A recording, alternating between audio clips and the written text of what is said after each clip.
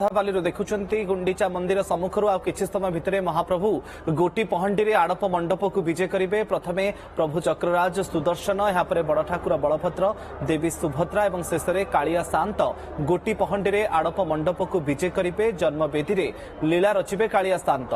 शरधा बाली रथारूढ़ तीन ठाकुरंकर दर्शन पर लक्षाधिक भक्तंकर भिड़ लगी।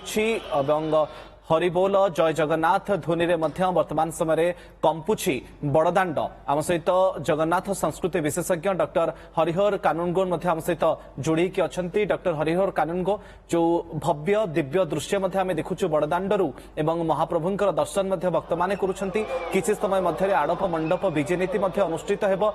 नीति संपर्क में टिके विस्तृत भाव में आम दर्शकों को सूचना दिंतु केमिति नीति संपादन करा जाए। आड़प मंडप में महाप्रभुंकर दर्शन महत्व कौन रही? जय जगन्नाथ। लीलाचल निवासाय नित्याय परमात्मने बलभद्र सुभद्राभ्यां जगन्नाथाय ते नमः। मन्नाथ श्री जगन्नाथ मद्गुरु श्री जगद्गुरु मदात्मा सर्वभूतात्मा तस्मै श्री गुरवे नमः। गुरु ब्रह्मा गुरु विष्णु गुरुदेव महेश्वर गुरु साक्षात् परम ब्रह्म तस्मै श्री गुरवे नमः। तस्मै श्री गुरवे नमः। तस्मै श्री गुरवे नमः। महाप्रभु जगतरनाथ जगन्नाथ भाई भौणी को धरी आज तांकर जन्मवेदी को आड़प मंडप को यात्रा करिवे। कारण 2 दिन धरी महाप्रभु रथरे रहिलेनी, कष्ट लगुथिबो, तथापि भक्त मानकर से होउचंदी भगवान। लक्षाधिक संख्यार भक्त मान अपेक्षा करि रहिचंदी केतेबेले महाप्रभुंकर एई आड़प विजय आरंभ हम। बर्तमान मुदिरथ चारमाल दे ऊपर को जाउचंदी।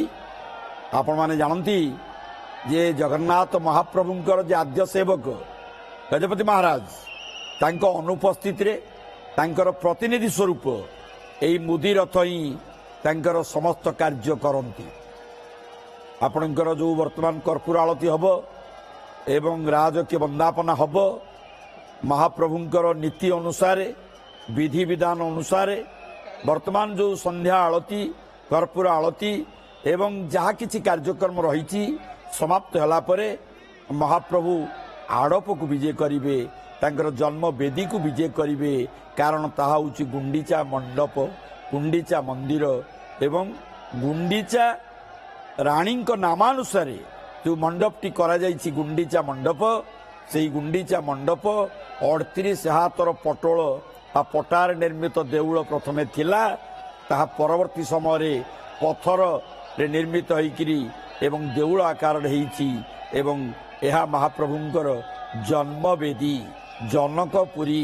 आपण माने जानती जे ज्येष्ठ पूर्णमी दिन महाप्रभु जन्म होइतिले एवं सेही दिन 108 गरा सुभाषित जल स्नान करी महाप्रभु जेतले जाउथिले गोटी पहंडी रे से अणसर पिंडी को सेठारे 15 दिन जोराक्रांत रे पड़ीथिले एवं आयुर्वेद औषध पाचन पानी 10 मूलारिष्ट एवं आपणकर फुलुरी तेल लगे सुस्थ होला परे तांकर नवजौवन बेसरे एवं नेत्रोत्सव रे भगवान जाइथिले। आषाढ़ शुक्ल पक्ष द्वितीया तिथि रे रथ को जाइथिले। मुदिरथ प्रणाम करिकी निजर भक्ति नैवेद्य अर्पण करी जगतर मंगल पाई कामना करी तीन रथरे तांकर जो पारंपरिक विधि रही जहाँ गजपति महाराज करती सेही नीति ही मुदिरथ करुचंती।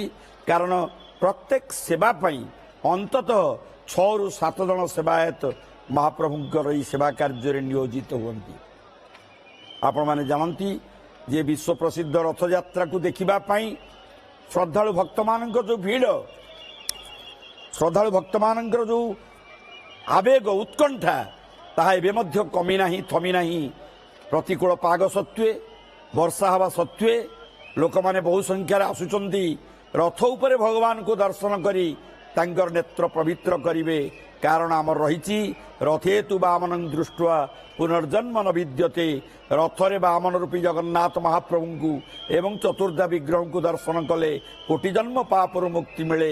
एवं प्रत्येक मनीष भितर जो आशा आकांक्षा जो उद्वेग जो प्रकार प्रबल इच्छा थाए ताहा पूरण करिवे कारण महाप्रभु एभली एक भावर ठाकुर अनुभवर ठाकुर विश्वासर ठाकुर श्रद्धार ठाकुर अनुभव कले ही आपण माने जानी पारिबे।